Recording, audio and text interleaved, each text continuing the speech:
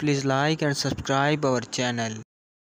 Movie के start में हमें टीन नाम का एक लड़का दिखाया जाता है जो कि एक रेस्टोरेंट में बैठ के लगातार कॉफ़ी पी रहा होता है। फिर वो वेट्रेस के पीछे किचन तक जाता है।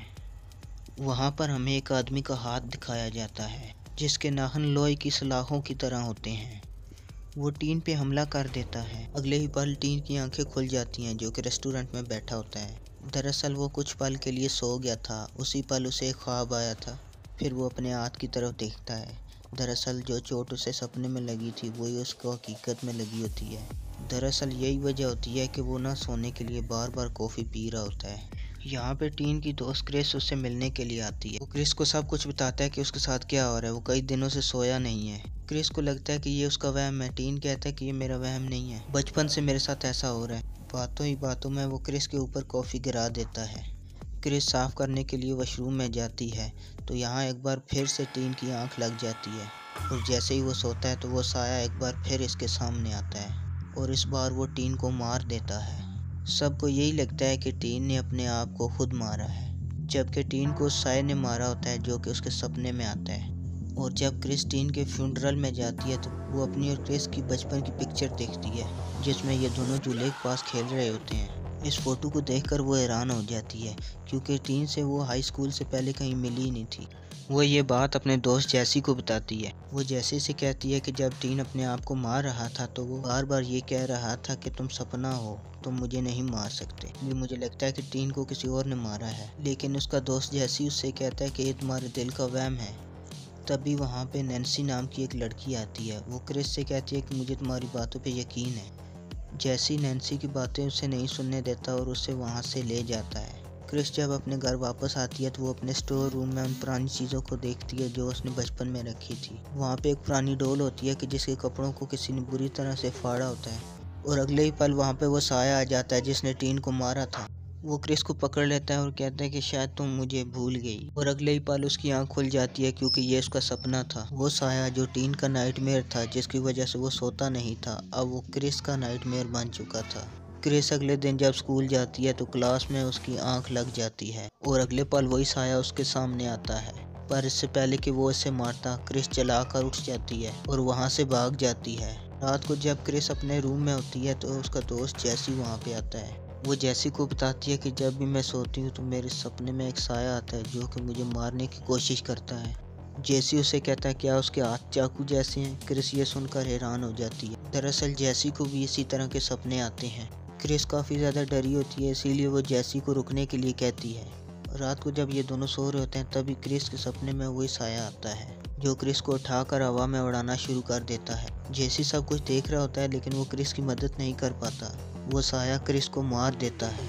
जैसी सब कुछ देखकर डर जाता है और वो सीधा नैन्सी के घर जाता है और उसे बताता है कि क्रिस को किसी ने मार दिया है। वो कहता है मैं जानता हूँ तुम इस बारे में जानती हो। नैन्सी उसे बताती है कि मुझे बार बार एक ही नाइटमेयर आ रहा है जो कि मुझे बहुत तंग कर रहा है। ख्वाब में एक गाना सुनाई देता है और उस गाने में एक नाम है और वो नाम है फ्रेडी क्रूगर।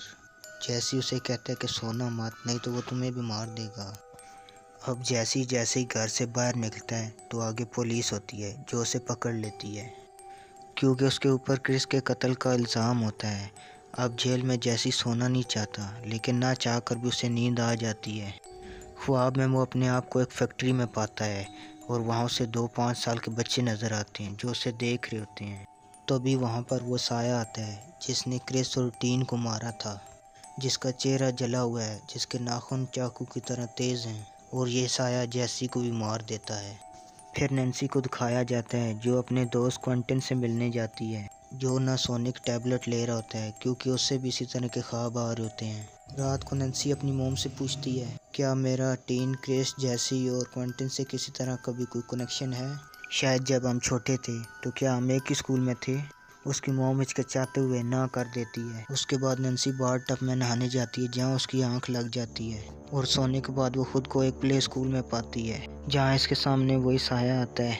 वो उससे बोलता है कि तुम शायद मुझे भूल गई पर तुम मेरी सबसे फेवरेट थी, तुम्हारी खुशबू सबसे अलग है। तभी क्विंटन की कॉल आती है और वो उठ जाती है। वो क्विंटन को बताती है कि मैंने सपने में उस साये को देखा। क्विंटन उसके पास आ जाता है जहाँ नैन्सी उसे बताती है कि मेरी मॉम मुझसे शायद कोई झूठ बोल रही है। और जब ये घर का पुराना सामान चेक करते हैं तो उन्हें एक पुराना फोटो मिलता है जो कि नैन्सी के प्ले स्कूल का होता है। और इस फोटो में क्विंटन, टीन, जैसी और क्रिस भी होते हैं। इसके बारे में इन्हें कुछ भी याद नहीं होता क्योंकि उस टाइम ये लोग बहुत छोटे थे। अब इसकी मॉम भी आ जाती है और वो इन्हें बताती है कि जब तुम प्ले स्कूल में थी तो वहाँ एक फ्रेडी क्रूगर नाम का एक माली था जो सब बच्चों को बहुत ही प्यार करता था। सब बच्चों के साथ वो खेलता था। नैन्सी उसकी फेवरेट थी, लेकिन धीरे धीरे सब बच्चे खामोश होने लगे और उनकी बॉडी पे कुछ निशान थे। माली उन्हें मेंटली अब्यूज़ करता था जिससे उनकी मेंटली हालत भी ख़राब होने लगी थी। और जब सब पेरेंट्स को इस बारे में पता लगा तो वो वहाँ से भाग के दूसरे शहर चला गया। मैंने तुम्हारी माजी की इन बुरी यादों को तुमसे दूर रखा क्योंकि मैं नहीं चाहती थी कि तुम्हारा माजी तुम्हारे फ्यूचर के सामने आए। फिर नैन्सी अपने प्ले स्कूल में पढ़ने वाले सब बच्चों को इंटरनेट पे सर्च करती है। उसे पता चलता है कि सब की सोते हुए मौत हो चुकी है। अब वो और क्विंटन बच्चे हैं। वहीं क्विंटन जो कई दिनों से नहीं सोया, स्विमिंग करते हुए उसकी आँख लग जाती है जहां वो अपने आप को एक सुनसान जगह पे पाता है और वो देखता है कि सभी बच्चों के पेरेंट्स फ्रेडी क्रूगर का पीछा कर रहे हैं। फ्रेडी क्रूगर एक फैक्ट्री के अंदर चला जाता है और सभी पेरेंट्स उस फैक्ट्री को जला देते हैं जिसमें जलकर फ्रेडी क्रूगर की मौत हो जाती है। क्विंटन को अब इसकी मौत का कारण पता लग जाता है और नैन्सी के साथ मिलकर डैड के ऑफिस जाता है। वो कहता है कि तुम लोगों ने एक बेकसूर को मारा है। उस वक्त हम बहुत छोटे थे कि शायद हमने झूठ कहा हो, हमें इस बारे में कुछ याद नहीं है। उसके पिता कहते हैं ये सब सच था, मैंने तुम्हारी आंखों में उसका खौफ देखा था। क्विंटन कहता है हमारे मुताबिक वो हमें एक तहखाने में ले जाता था, जो तहखाना आपको कभी नहीं मिला। इसके बाद ये दोनों यहाँ से चले जाते हैं और क्विंटन एक मेडिकल स्टोर में जाता है जहाँ से वो अपने लिए नींद न आने की दवाई लेता है।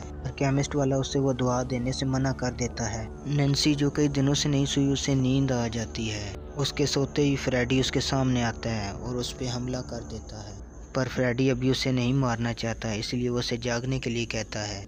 नैन्सी जब जागती है तो वो देखती है कि उसके हाथ में फ्रेडी की एक मीज़ का एक टुकड़ा होता है क्योंकि सपनों की दुनिया में से वो असल दुनिया में ले आई। नैन्सी जख्मी है इसलिए उसे हॉस्पिटल लाया जाता है जहाँ पे डॉक्टर उसे नींद का इंजेक्शन देना चाहती है, लेकिन नैन्सी बार बार मना कर देती है। वहीं पे क्विंटन छुपके से नींद न आने के इंजेक्शन चोरी कर लेता है। वहीं डॉक्टर नैन्सी की माँ को बताती है कि तुम्हारी बेटी कई दिनों से नहीं सोई, वे उसे नींद का इंजेक्शन देना ही होगा। और जब वो उसे इंजेक्शन देने के लिए जाते हैं तो वो देखते हैं कि नैन्सी वहाँ नहीं होती क्योंकि वो क्विंटन के साथ भाग गई होती है। क्विंटन ने जो इंजेक्शन हॉस्पिटल से चोरी किए थे जिससे नींद नहीं आती, वो एक डोज उसकी ले लेता है पर नैन्सी नहीं लेती। और अब ये दोनों इन्वेस्टिगेशन के सिलसिले में उस प्ले स्कूल में पहुंच जाते हैं जहां पे बचपन में ये दोनों पढ़ा करते थे। यहाँ पे इन्हें फ्रेडी का रूम मिल जाता है और इन्हें वो तहखाना भी मिल जाता है जहाँ पे फ्रेडी इनको फिजिकली अब्यूज़ करता था। अंदर जाने के बाद इन्हें कुछ पुरानी फ़ोटोज़ मिलती हैं जिससे इन्हें पता चलता है कि फ्रेडी गुनहगार था। वो इनसे बदला इसलिए नहीं ले रहा कि इन्होंने झूठ कहा था, बल्कि इसलिए ले रहा है कि इन्होंने सच कहा था, जिस वजह से इसे जिंदा जला दिया गया था। नैन्सी क्विंटन को कहती है कि मैं उसके स्वेटर के टुकड़े को असली दुनिया में ले आई थी तो मैं उससे भी ला सकती हूँ, पर इसके लिए मुझे सोना होगा। और जैसे ही तुम मुझे नींद में स्ट्रगल करते हुए देखो तो तुम मुझे जगा देना ताकि मैं उसे सपनों की दुनिया से हकीकत की दुनिया में ले आऊँ, हम उसका खात्मा कर दें। इसके बाद नैन्सी सो जाती है और अब नैन्सी सपनों की दुनिया में चली जाती है। इसके बाद क्विंटन को भी कुछ देर बाद नींद आ जाती है क्योंकि वो कई दिनों से नहीं सोया। क्विंटन जब सपनों की दुनिया में जाता है तो फ्रेडी उसके पीछे आता है और उसे पकड़कर बहुत ज़ख्मी कर देता है। इससे पहले कि वो क्विंटन को मारता, वहाँ पे नैन्सी आ जाती है। नैन्सी उसके ध्यान को भटकाती है और फिर फ्रेडी उसके पीछे जाने की कोशिश करता है। ये पूरी दुनिया फ्रेडी की है इसीलिए वो कुछ भी कर सकता है। नैन्सी अब भाग नहीं पाती और वो देखती है कि वो एक बेड पर पूरी तरह से मजबूर है। उसके कपड़े बदल जाते हैं और ये वही कपड़े होते हैं जो वो प्ले स्कूल में पहन के जाया करती थी। फ्रेडी कहता है कि तुम सब ने मुझे धोखा दिया इसीलिए तुम्हारे सब दोस्त नहीं रहे। अब वो नैन्सी को कहता है कि अब मैं तुम्हें ऐसा मारूंगा कि तुम असली दुनिया से कोमा में चली जाओगी और तुम हमेशा सोई रहोगी और मेरी इसी दुनिया में रहोगी। बाद वो अटैक करने ही वाला होता है। वहाँ पे क्विंटन की आँख खुल जाती है और वो नैन्सी को जगाने की कोशिश करता है, इसलिए जो उसके पास इंजेक्शन होता है वो उसके दिल के पास लगाता है जिससे उसकी आँख खुल जाती है। और उसके जागने के साथ ही फ्रेडी भी असली दुनिया में आ जाता है, जहाँ पे क्विंटन फ्रेडी के ऊपर हमला करता है। पर फ्रेडी बहुत ताकतवर होता है। अब वो क्विंटन को मारने के लिए आगे बढ़ता है, पर इससे पहले कि वो क्विंटन को मारता, नैन्सी उसका हाथ काट देती है। साथ ही उसकी गर्दन पे ऐसा वार करती है कि जिससे उसकी मौत हो जाती है। इसके बाद ये दोनों इस जगह को जलाकर यहाँ से बाहर निकल जाते हैं, जहाँ पे पुलिस और एम्बुलेंस भी आ जाती है। क्विंटन को एम्बुलेंस के अंदर डाला जाता है, पर यहाँ पे फ्रेडी की डेड बॉडी नहीं मिलती। इसके बाद नैन्सी अपनी माँ के साथ घर आ जाती है। उनके घर के अंदर जो मिरर होता है उसके अंदर से फ्रेडी निकलता है, जिसे देख के नैन्सी चिल्लाती है। फ्रेडी उसकी मोम को मार के शीशे के अंदर ले जाता है और इसी के साथ ये कहानी यहीं पे ख़त्म हो जाती है। Please like and subscribe our channel, The Movies Explanation.